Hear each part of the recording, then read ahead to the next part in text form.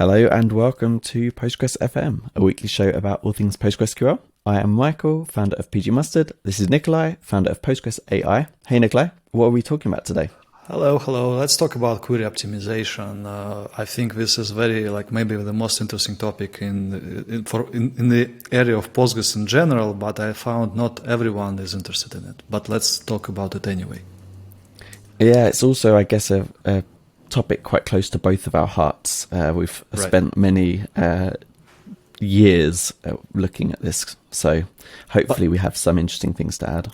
But let's make some boundaries. Let's distinguish analysis of workload as a whole and attempts to find the worst part, best candidates for optimization versus single query optimization. Let's talk about this, the second topic, subtopic. Yes, I've heard you differentiate between macro performance analysis and micro performance analysis in the past. So macro being system level, and I guess we're not talking about that today, and we're going to look more at micro. Once you've worked out there is a problematic query, you know which one it is. How do you go from that to what can I do about it? Right. How to understand is it good or bad in terms of execution, and how to read the query plan, the command explain, which is the main tool here, right? Let's talk about this. Is there anything else before we dive into explain? Are there any other parts of it that we might need to cover as well? Well, there are things that explain doesn't cover. For example, it won't tell you, for example, CPU utilization, user CPU, system CPU. It won't tell you physical disk I/O, how many operations at disk level, because Postgres doesn't see them directly, because Postgres works only with file system cache. So I/O operations reads and his Postgres tells you they are not necessarily from disk, they are from page cache. So this can you get additionally not using explain. It would be good to have these things inside explain somehow, like pg.kcache extends pg.statements. It would be good to have something that would extend explain, but I'm not aware of such thing to exist. And Nor me. I'm not aware either, but I think we get clues about them in explain, don't we? We see some timing that can't be explained otherwise. Or I/O timing, I mean, sorry, no. I mean, let's say you mentioned CPU performance. If we have an operation that's not doing much I/O, but it is taking a long time, that's a clue that there might be something else going on. Right. So in general, if we run even one query, theoretically, it might be sense to use things like perf and see flame graph for one query execution, and it would augment the information that you can extract from explain analyze buffers. But let's just discuss the basics, maybe where to start. Sounds good. And so possibly even explain versus explain analyze is a good place to start. By explain, we get the query plan. That often normally returns really quickly, roughly in the planning time of the query. And then explain analyze, we get the actual, it runs the query and returns performance data. So we can see how much time was spent, and if we ask for buffers, how much I/O was done, and all sorts of other things as well. But it allows us to compare things like how much. So the explain might tell us how many rows were being expected to be returned at each stage, and explain analyze, we can get the actual number of rows returned at each stage, and comparing the two can be really useful. Right. And absolutely. And also, we discussed it some time ago, that explain shows only one plan. Sometimes you want to see multiple plans, like a second best candidate and so on. Otherwise, you should do some tricks to try to guess what planner had on the plate when choosing. That's a really good point, and maybe even a good place to start in terms of using explain. So the first thing you'll probably notice when you're looking at explain for the first time is a lot of cost numbers.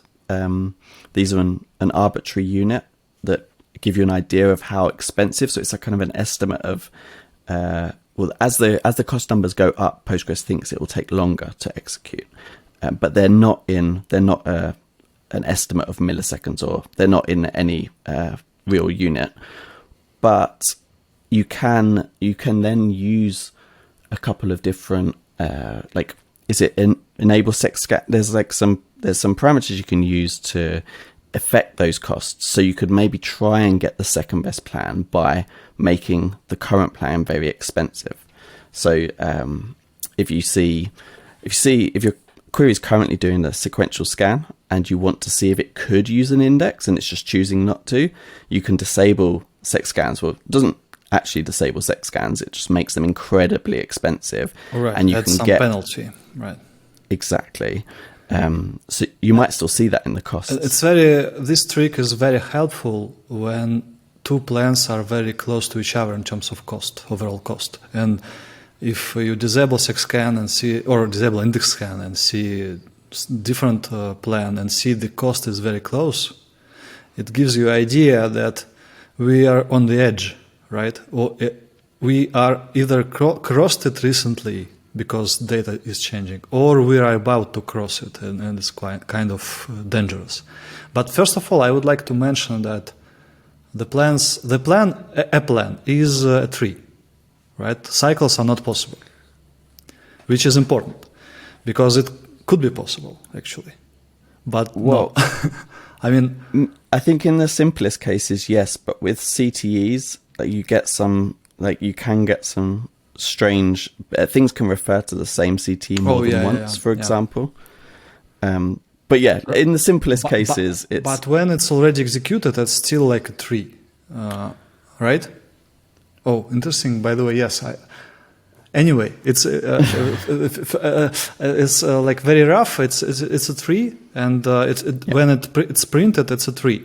But loops are possible inside, of course, right? And important thing to understand that regular metrics are as cost, rows, timing.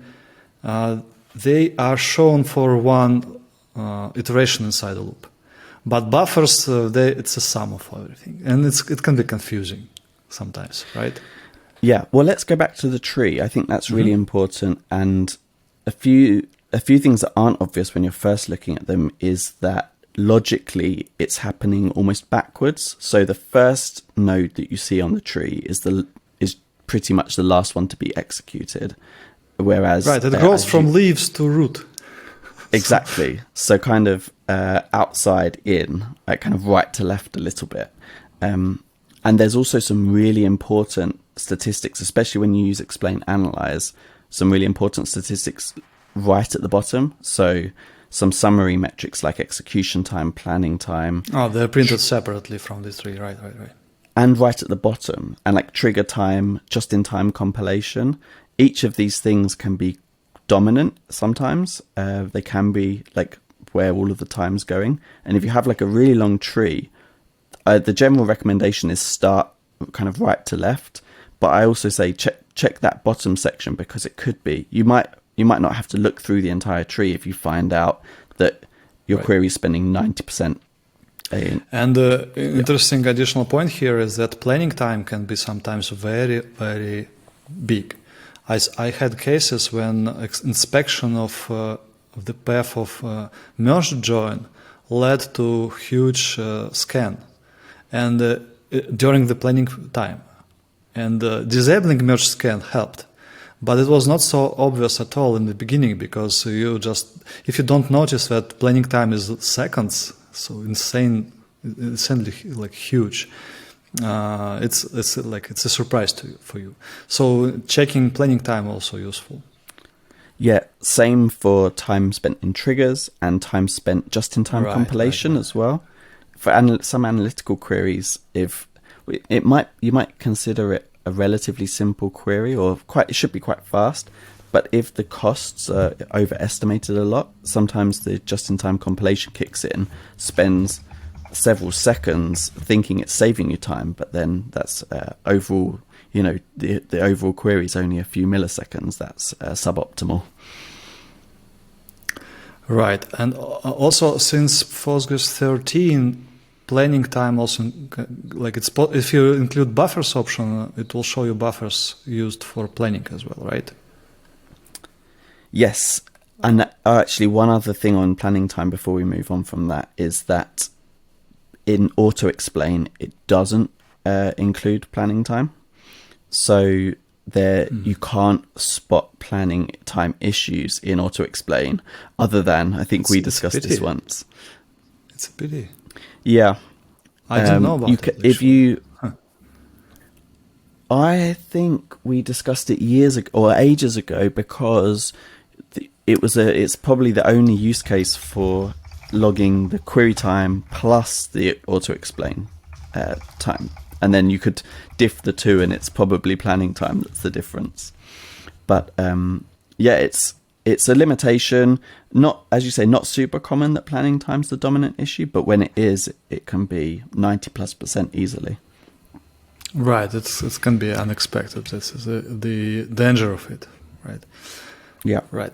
So to left, kind of inside out, start at the bottom, check the main statistics. You mentioned briefly that some of the statistics are per loop. So loops are I think they're quite a confusing topic when you're first getting used to it. And especially if there's 10,000 loops, you could easily miss that one of the statistics looks quite small, but once you times it by 10,000, it can be really big. So examples are, of course, the costs and the timing, but also things like rows removed by filter.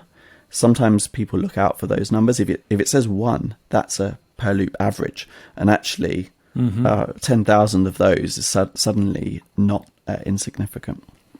Right, and those averages can be rough. It's also like yes, there's a mistake that can be present there. Well, especially around 0 and 1, because some of the numbers are integers. Yeah, so anybody that's wondering, if it's rounded to the nearest integer, and if it's less than 0.5 and gets rounded to 0, it doesn't necessarily mean that there are 0, which can be problematic. Also, you know what? I have, we discussed things that probably, there are many talks and many articles that are useful. I think this podcast is not going to replace them. We are trying to highlight problems which can be tricky in the beginning, right? And one of the things I think we should mention tools as well, right? So first of all, Explain Depeche.com is as the oldest one and still very, very popular, maybe still the most popular. Then Explain Dalibo.com, which is PEV2, greatly improved, very, very good. And of course, PG Mustard, which is commercial, which you develop, right? Worth checking all of them. They are good, pros and cons for all of them. But what I think is important to understand is some meta. When you talk about query analysis of single query analysis, we should say, okay, this is our plan. Better if it was with execution, and the best if it's the execution collected with buffers. And we will discuss, by the way, overhead a little bit later, right? Yeah. But when you ask someone to help with optimization, of course, the first question will be, show me the query itself, right? Sometimes show me two plans also if there was some change and we want to understand why this change influenced the plan. So we have two plans, but we need to have a query must have. We should have it. But additionally, I think very important to get Postgres planner settings, like enable secscan or random page cost, sec page cost, all costs, workmem as well, even though workmem is not inside planner. Postgres settings are grouped in groups. If you can select star from PG settings and see group names. And there is a whole group named planner settings. And workmem is not there, but workmem influences planner decisions. If you change A lot. workmem, plan can be different, right? So right now my rule is like, let's take planner settings plus workmem. Maybe something else. I'm interested to see if something else should be there as well. So when we ask someone to help, we need to present a plan or two, query, planner settings, and I also believe that schema is important to present. Like what kind of schema we had. Table, indexes, and probably statistics as well. This is like whole picture to analyze what we had. Imagine if all these tools collected these things automatically, for example. How great it would be to jump into, like, I want to help someone with optimization, and I see whole picture. I see query, plan, settings, the schema, not whole schema, only part of it which is involved in, like, which is this query deals with.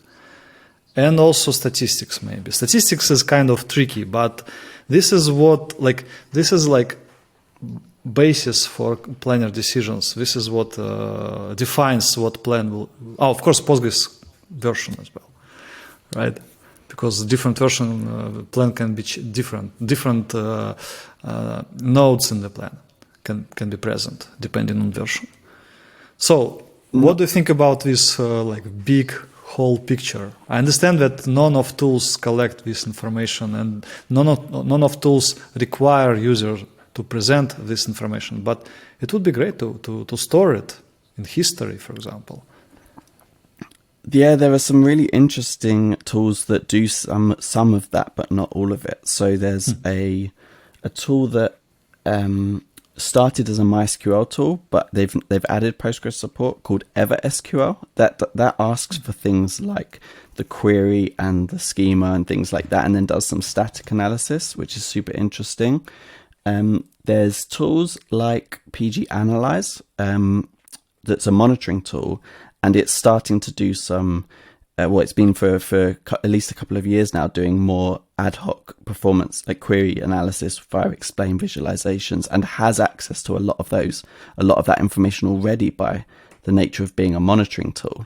But I think there's also this natural trade-off between this macro analysis, like all of the information you can gather and the overhead of doing so, versus the amount of information you're willing to gather to do like once you know a certain query is a problem, you're willing to pay a higher overhead because you only need to gather that once. Whereas if you want to do this all the time for every query, I think there's a slightly higher overhead. So I think there's some tension. There's some trade-off. We could do some hashing, for example, to track that like statistics didn't change and Postgres parameters didn't change. We could just check it automatically with hash. Yeah, I think there's some super cool things here, but there's also there's a couple of different environments, right? So in production, like the one key thing is that, let's say statistics is a great example. Production is not the same as staging. Like we can make all of the data the same. It depends. Sorry, yeah. Production might not be the same as staging, right. And therefore, like a statistics problem may not show up.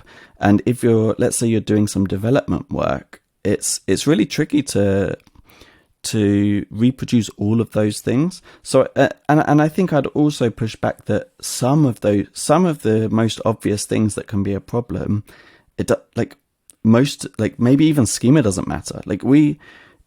Maybe even query doesn't matter.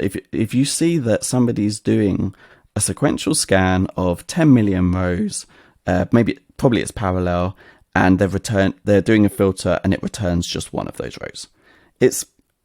Without the query, we can tell that an index suggest index, right? Exactly. So there's a bunch of cases where you can give some pretty sensible advice without any of that extra information. But as it gets more complex, as it gets, definitely as it gets more complex, I think more of those things can be more useful.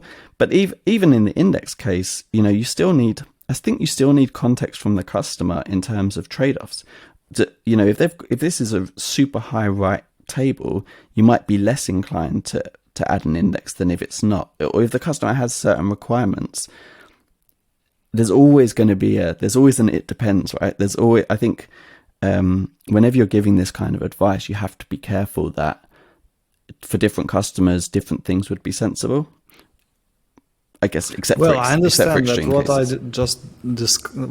what I just described, collection of all these pieces requires a lot of efforts. So that's why it should be automated. But imagine if it was everything was collected automatically inside some tool used in an organization and stored historically. You understand? Okay, we optimize this query, and we try to optimize this query. And we know the whole context. When we ask for help, we have all pieces. And if expert comes to help us, all pieces are present. It would be much easier to help, right? Yeah, so, and I think there are some interesting projects in this area. I think have you come across the one by Percona? They're doing a kind of a replacement to PG well, it's about statements. macro analysis as well. PG Monitor, right? PG Stat Monitor. Yes, but I think they do things like PG Stat statements, or no? Yes, but with additions, like I think they let you track query plans per query. So like I think you could, for example, see if a plan has changed. So it's that kind of thing with relatively low overhead. I think you start to get a bit more of that information. So when an expert comes along, hopefully this is something already installed and already present. This is old, big discussion. There is a current ongoing discussion in PG Hackers about PGSQL Hackers mailing list. Someone from AWS proposed adding plan ID to PGSQL statements, triggering discussion one more time, and this would be great. Of course, we know that each query registered in PGSQL statements might have multiple plans depending on parameters used. So when you optimize a query, very important thing, I missed it in my list, parameters you used, right? Because different parameters may trigger the executor, the planner, to choose different plan, right? So it's very, very important. When we optimize a query, we cannot say we optimize a query. We must say we optimize a query for some parameters, and we need to think about variations that we should expect on production and check them too, not just a single case, right? So this is tricky, by the way. Yeah. So if anybody's wondering, this is like the simplest example of this is, let's say you have a column where 99% of the data is a single value, and then the other 1% is millions of individual unique values. If you search for one of the unique values, you might get an index scan. If you search for the value that 99% of the table is, then you should get a sequential scan. That would be the optimal plan. So that's the simplest example. This is a classic example. And even set enable SIGSCAN to off might not help to avoid SIGSCAN in some cases. And I had a couple of times in my optimization activities, I had the case when somebody provided me a query without parameters, and I've checked the table. I saw, okay, what's the worst case? And I started to optimize for the worst case and made bad decisions because this worst case was never used in production at all. So it's very, very interesting topic. I definitely want to find some approach when we don't know which parameters we have, but we guess somehow. For example, if some additional tool would analyzing statistics, this tool would say, "Oh, take this set of parameters, this and this. Like this is most typical case. This is like some kind of worst case, and try to optimize for them." This would be great. So yes, I agree. And I think there are some. I think, for example, AutoExplain's very old tool, but one thing it does really well is it spits out the exact query that caused that slow plan. And that's one way of getting at least the extreme versions of the the parameters. Or just slow log. If you have log mean duration statement above 500, 100 milliseconds, which is good, or at least a second or two, which is not so good, but also good, fine. You have examples of you have examples of parameters which trigger slow execution, but you don't see good parameter sets which are not registered in the slow log. When I say slow log, I mean a part of single Postgres log, because Postgres has just one log. It's a different discussion maybe. And if log mean duration statement enabled, you see the examples with duration. But auto-explain, it's even better with the plan itself. Good. Yeah. Is this a good time to talk about overhead?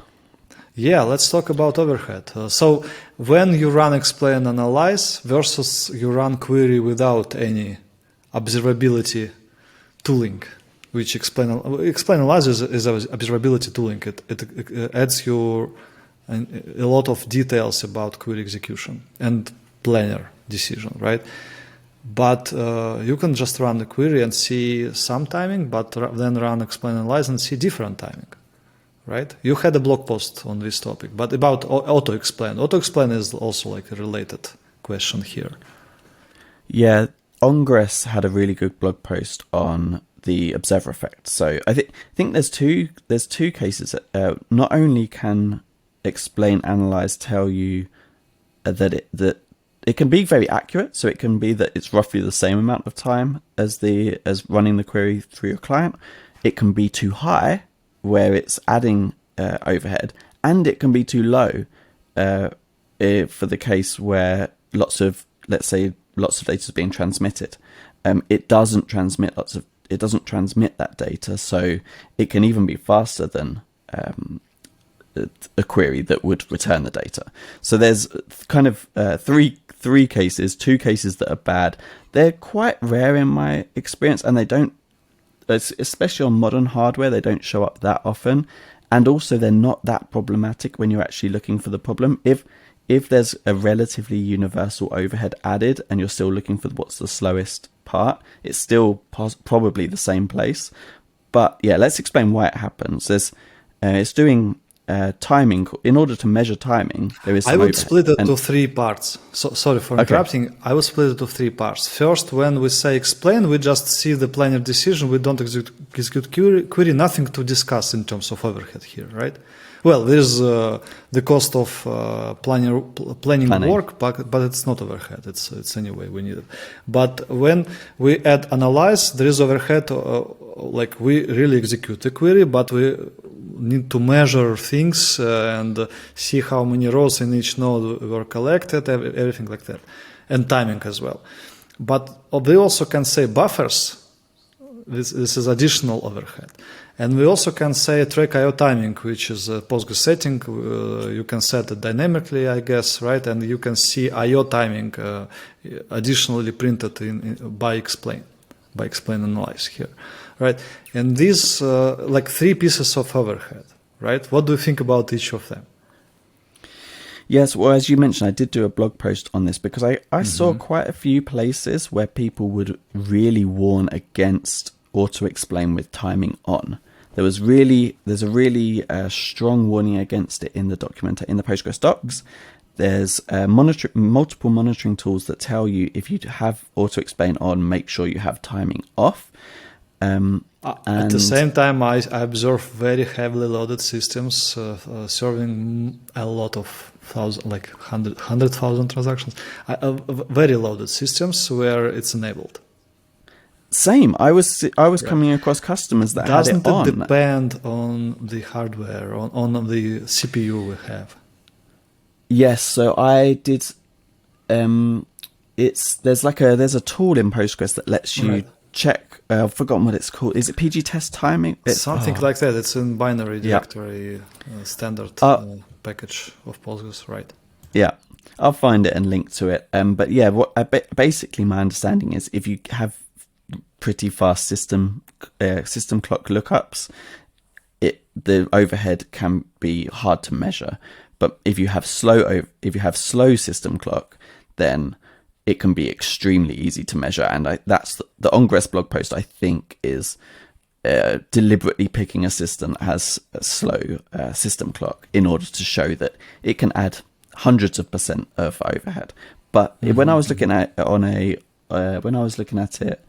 OLTP workload, very, very simple PG Bench OLTP workload, I was basically unable to measure it. I think I got a 2% overhead of adding all of the parameters, and it was basically all timing. This is my old idea, and a couple of times we implemented it. In any company, when we deal with many Postgres hosts, it would be good when we set up a host to have a set of micro benchmarks checking like disk I/O limits, CPU.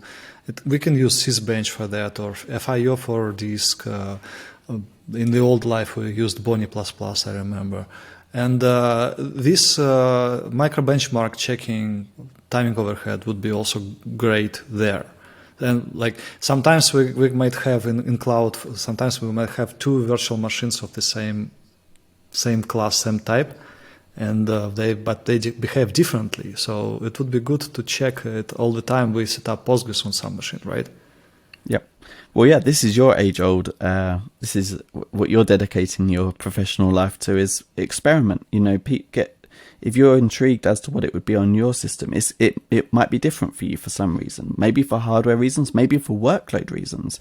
There might be some specific way that it's bad for you. It's very difficult to provide general advice, and the advice you read online will generally be cautious, especially in the Postgres documentation.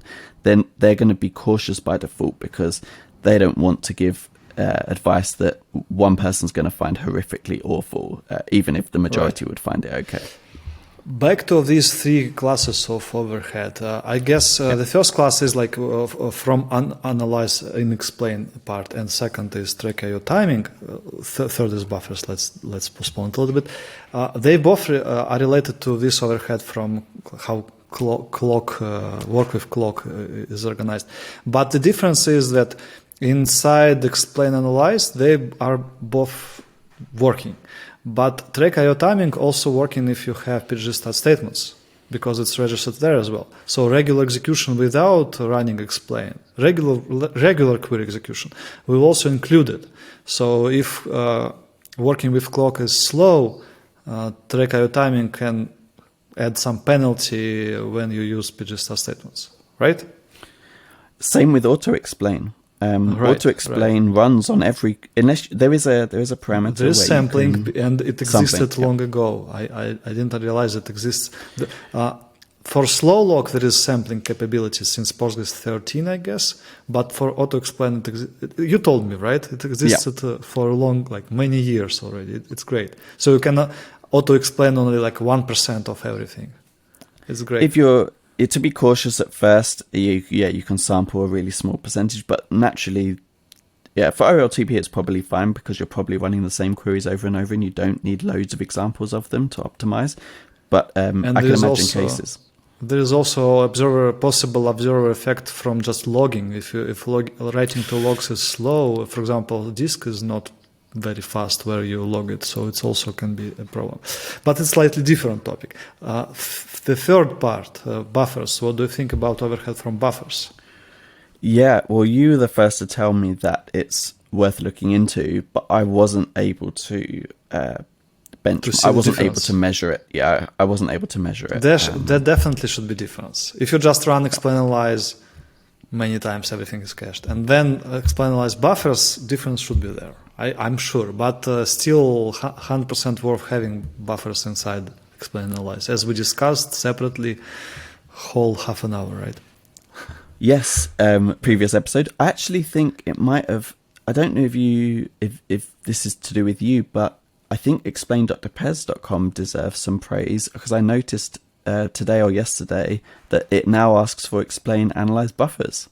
So that's in quite my cool. opinion, if when we analyze a query, we should not do it on production as usual. We should do it on a special environment, which should be a clone of production. And the best way to have a clone is using database lab engine we develop.